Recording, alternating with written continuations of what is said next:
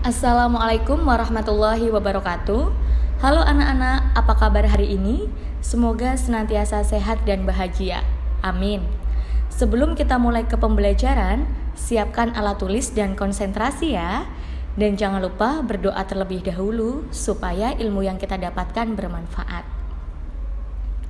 Anak-anak, pada kesempatan ini kita akan belajar mengenai teks anekdot.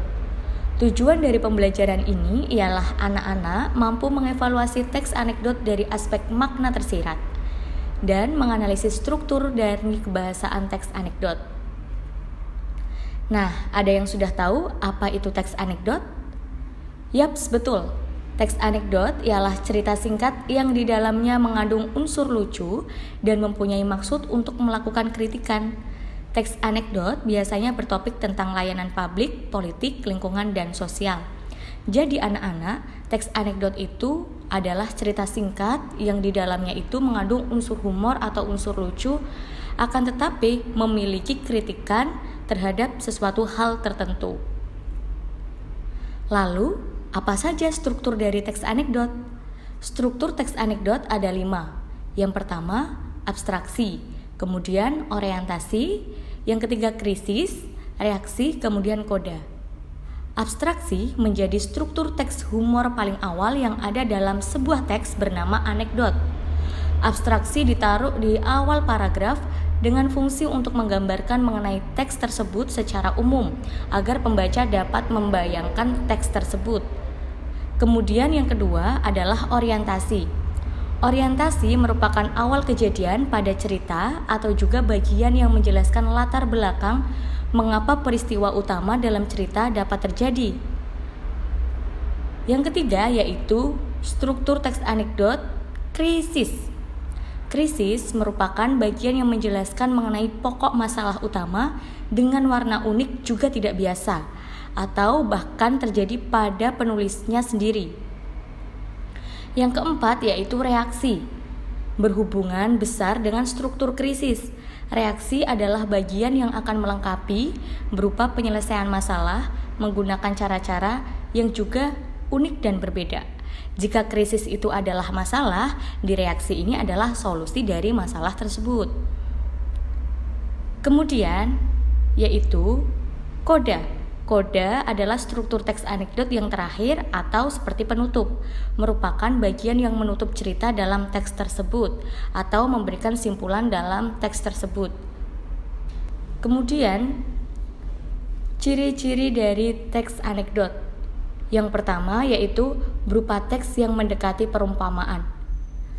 Apa itu teks yang mendekati perumpamaan? Perumpamaan pada sebuah teks dengan struktur anekdot mendekati bentuk sebuah dongeng. Layaknya karangan cerita berdasarkan imajinasi dan ditambah dengan segala hal yang bersifat nyata atau benar-benar terjadi di masyarakat. Yang kedua, ciri-ciri dari teks anekdot menampilkan tokoh-tokoh atau figur yang dekat dengan kehidupan sehari-hari atau juga orang penting.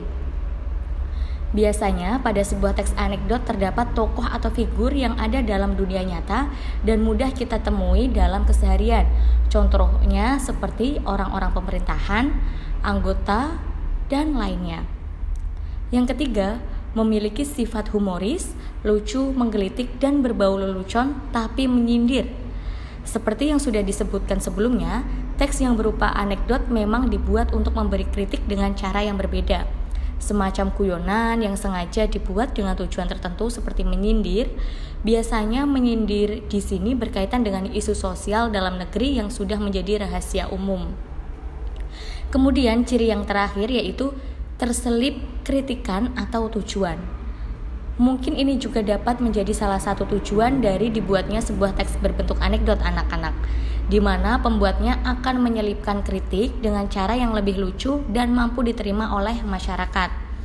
Jadi, dari keempat ciri-ciri tersebut, kita akan mengetahui bahwa suatu teks itu bisa disebut teks anekdot. Seperti itu, anak-anak. Kemudian, kita beralih ke kaidah kebahasaan teks anekdot. Kaidah kebahasaan teks anekdot ada 6. Yang pertama, menggunakan kalimat yang menyatakan peristiwa masa lalu.